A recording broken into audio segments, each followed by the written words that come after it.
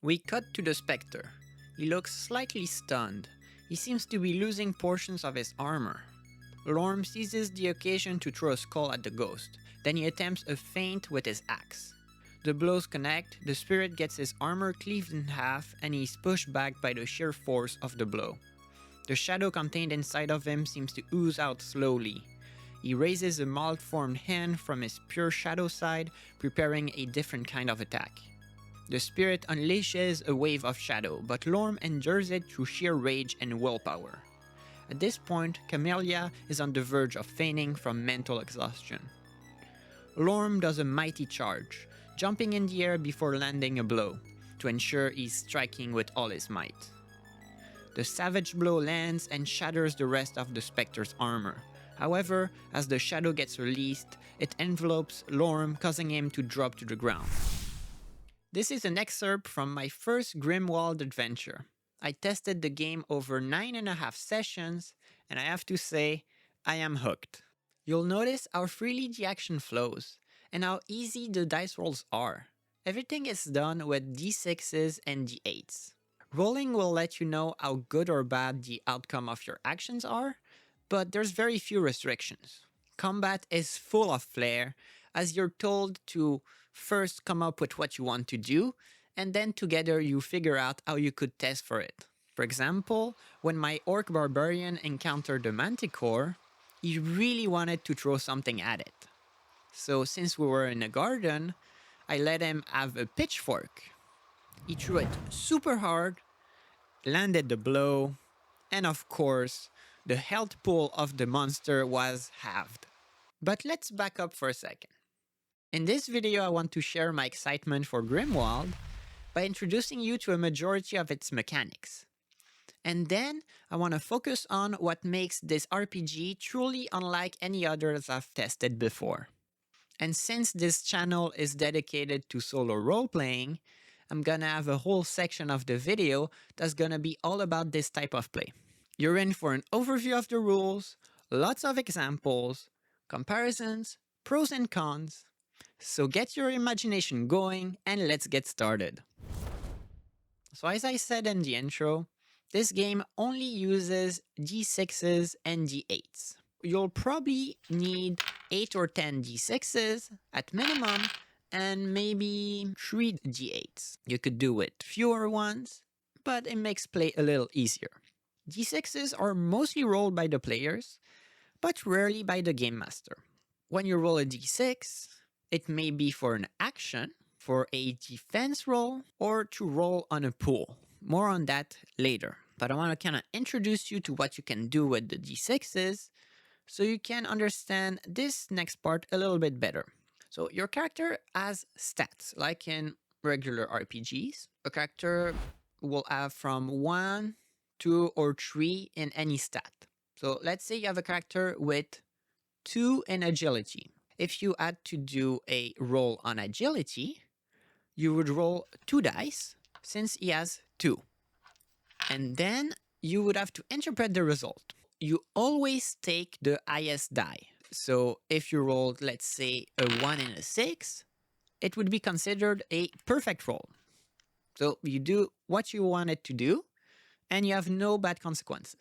If your highest die was a 5 or a 4, this would be called a messy. You kind of do what you wanted to do, but there's a twist on it. Maybe you will take a bit of damage, maybe something bad will happen, or maybe the game master will think of something else. Usually when you get those rolls, the game master gets to do something that's a little bit dangerous for your characters.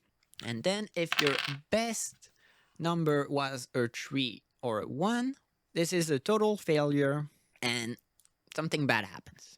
You can also have double 6s, and that means you get the best outcome possible and it's increased. You get bonuses for that. You can also get worse than a Grim, but we'll get to that later. But you'll see it's the same idea as a critical, but just as negative.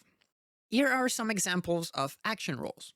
Shooting a bow, charging into combat, climbing a wall, convincing a guard. You can also sometimes roll them as defense. If, for example, the Game Master attacks you out of the blue, well, you get a defense roll. For example, if a wizard casts Vine at the ground, maybe everyone needs to roll on agility. And then the pools, as I said, it's something I will get back to, but let's say a warrior successfully attacks the bandits with an action roll. Instead of tracking the individual orcs bandits, their health is represented by 6 dice. So if the warrior is successful in his attack, he would roll 6 six-sided die, and every result of 3, 2, or 1 would remove health points from the pool. So you could get very lucky. He rolls only 3s, 2s, and 1s, and they're all gone with one attack.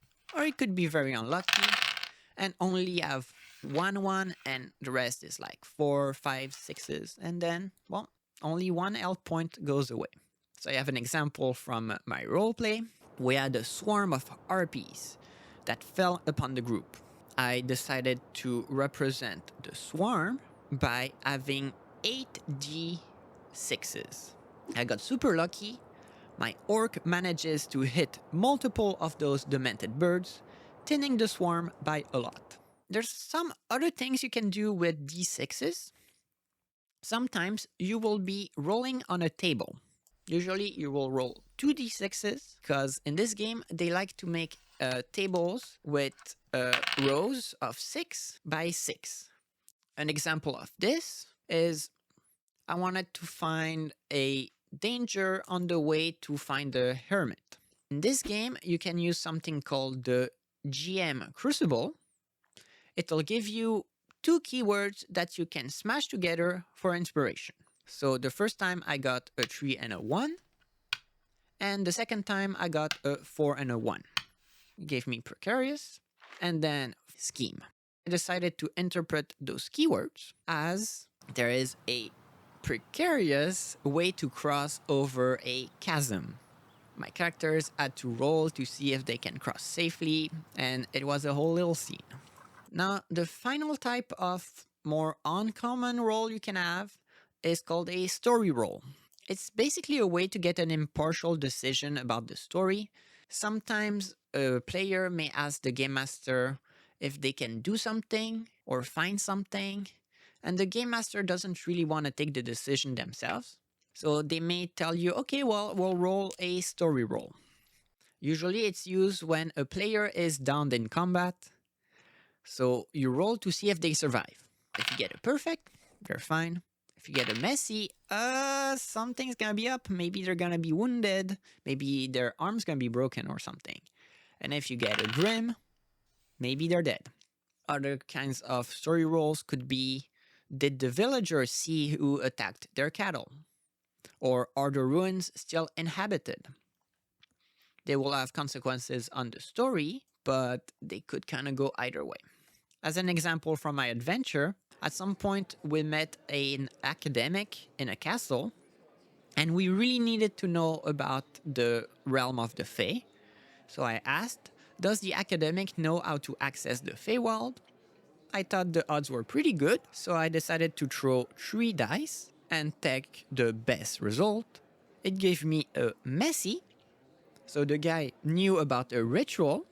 He gave us the instructions for the ritual, but we needed to find all the ingredients for it, which are super hard to find.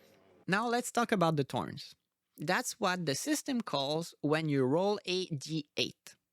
They are always negative, and they are always rolled by the game master. On an 8 or a 7, the player's roll is taken down a notch.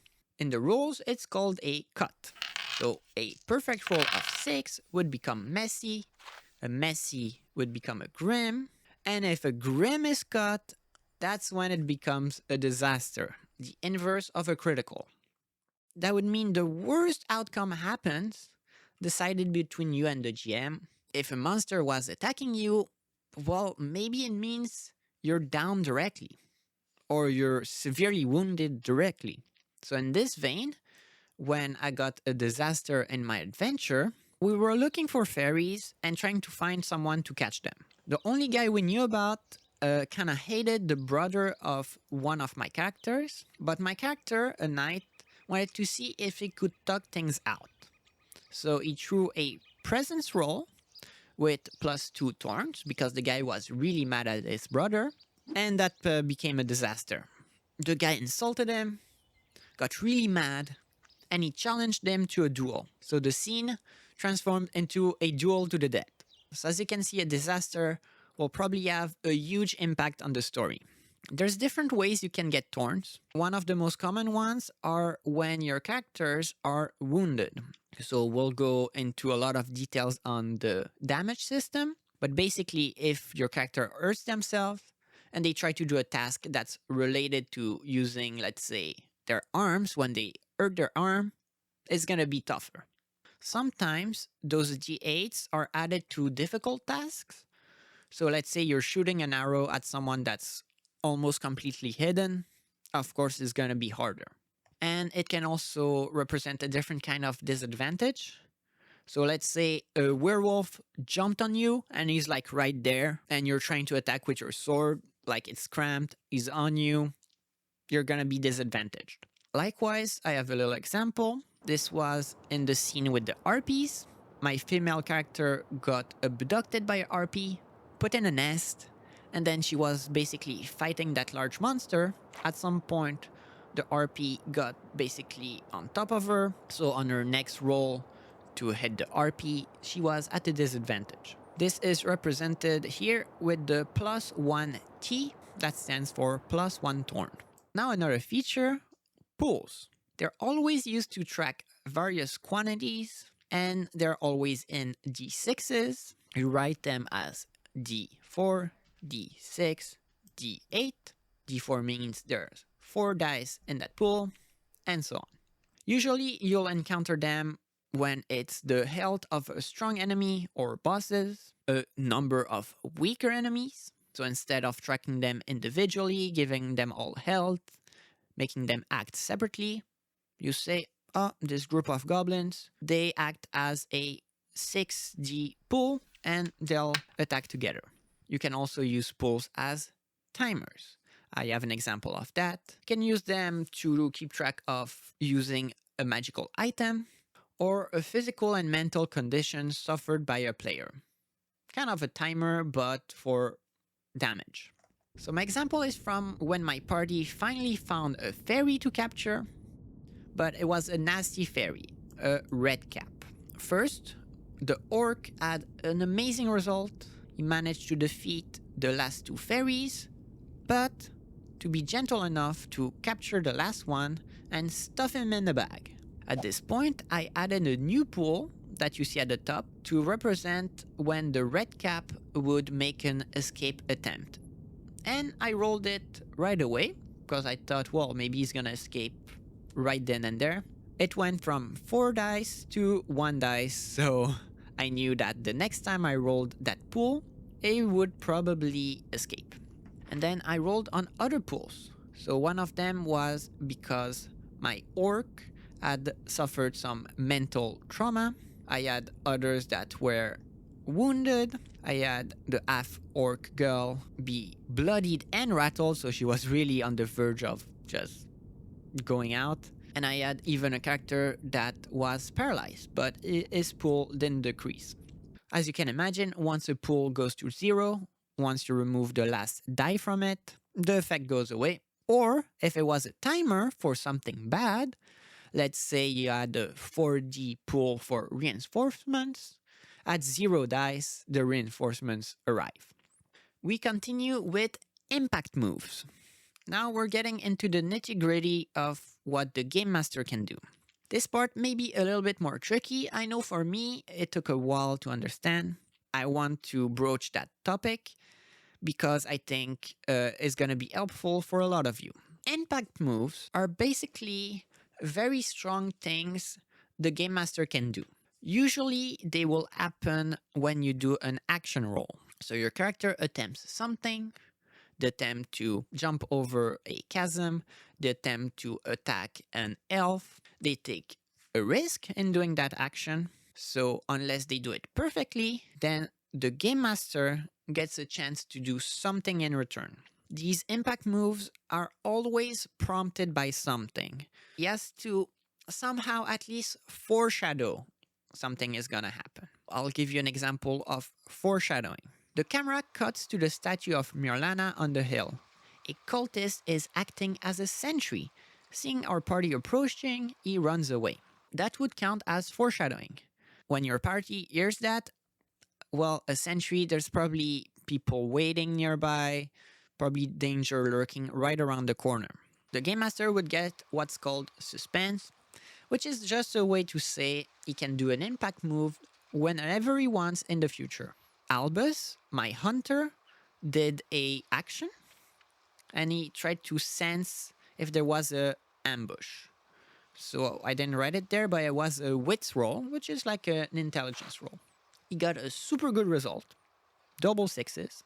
He got to kill one of the enemies before the ambush began. But since the GM had some suspense, he still got to do some kind of offensive action against the party. And in this case, it was a boulder was rolled toward one of the players. Since it was an attack on a player that didn't mess up an action, the player got to do a defense roll. Sometimes the game master can be allowed to do an impact move or to bank an impact move when a player gets a bonus. So certain player abilities will say you get +1 dice bonus, but the game master will be able to do a suspense move. In most of the time, you'll get an impact move done to you when you attempted something dangerous or when you rolled poorly while in danger. As an example, here is what happened during the cultist ambush. There was a series of not so good rolls. The orc got grabbed and put on someone's shoulder because she's not a very tall person. And then Albus, the hunter, trying to shoot at the men that were grabbing her. But he got a messy roll. The GM decided to complicate things. He was able to injure a lot of those cultists, but the guy that was holding the half-orc was able to run away. The knight tried to catch up to him, but he also got a messy roll. So the situation got further complicated. So he manages to catch up to the cultist, but the guy has his back to a cliff with the girl still on his shoulder. So then it's the girl that tried to do something, and she also got a messy. So the GM decided she's gonna take a wound, small wound, and be scared for a bit, which is called vexed in this game. So she avoided falling, but she got hurt in the process. And finally, the knight was able to kill the cultist by getting a perfect and just kicking him off the cliff. Now to clarify, here are the different impact moves. I'm taking a lot of time to focus on this because this really is the core of what the Game Master does. So you can hit them hard. That's the official keyword. It's for dealing damage to the players. You can complicate things, which is making dangerous situations even more dangerous, as you saw in my example. So you're not giving players huge damage consequences straight away, but you're leading them towards something that could be much more damageable than just getting hit right then and there. You can also force a choice. This is something that did not happen very often, but basically they have to say, okay, either I do this or that, I can't do both, but somehow I'm at a disadvantage, I miss out on something. In the book, you'll see it's gonna be like you jump over a cliff, something slides off, like your belt unbuckles itself, it falls. Do you wanna grab your sword or do you wanna grab your coin purse? In my adventure, I had one pretty notable choice. It was after a fight against some dark elves. I had a paladin and he wanted to create a deal with the remaining dark elf. But he rolled a messy on his presence roll, which is like a charisma roll. So I decided, let's give him a choice. So he basically asked her for information about the other elves, but he let her take one of the wounded priestesses, which is much higher than her in ranks, and basically get her a chance to heal herself and heal the priestess. So, although they got a bit more info about the Dark Elves, it wasn't a full win because they were more enemies at the end of it. Finally, you can also do a counter, which can be a little frustrating for players, but let's say they try to hit someone, they get a messy, you say the hit doesn't land, you don't get to do damage. But it ends there. You don't do damage to them after, you don't complicate things, you just prevent them from doing the action they wanted. And finally, lock it in. Something happens that ends the scene or pushes the players in a direction. It didn't happen much, but I could see it being very useful. For example, the pirates escape, a tunnel in the mines collapses, the ring falls in the volcano. Now for the last page of our overview. Don't worry, there will be more mechanics talked about in the next section, which will be more about analysis. This is basically the last little bit you really need to understand as background so you can understand the rest of the conversation. It's gonna be story points and spark. Every session, players get 2 story points each. They are used to influence the story. They're like a little token you can spend in the session. Usually, you'll use that to get an advantage to basically give yourself a little opportunity that you are needing to do something. Find a way out of a difficult situation. This may sound a little bit weird, so let me give you an example. So my players were still trying to track a fairy.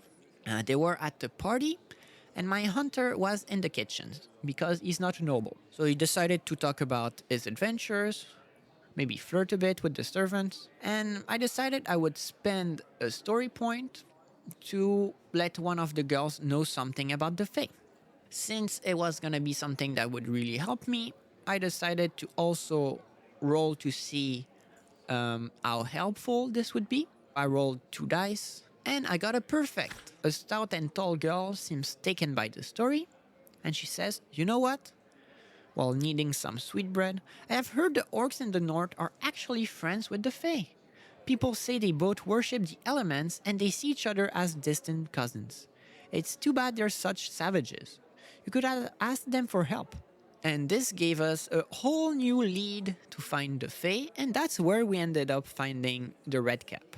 So basically, story points let you be in the seat of the GM just for a question or two, just for a few beats, so you can give yourself an opportunity to do something you need, something you want, something that gets you out of trouble.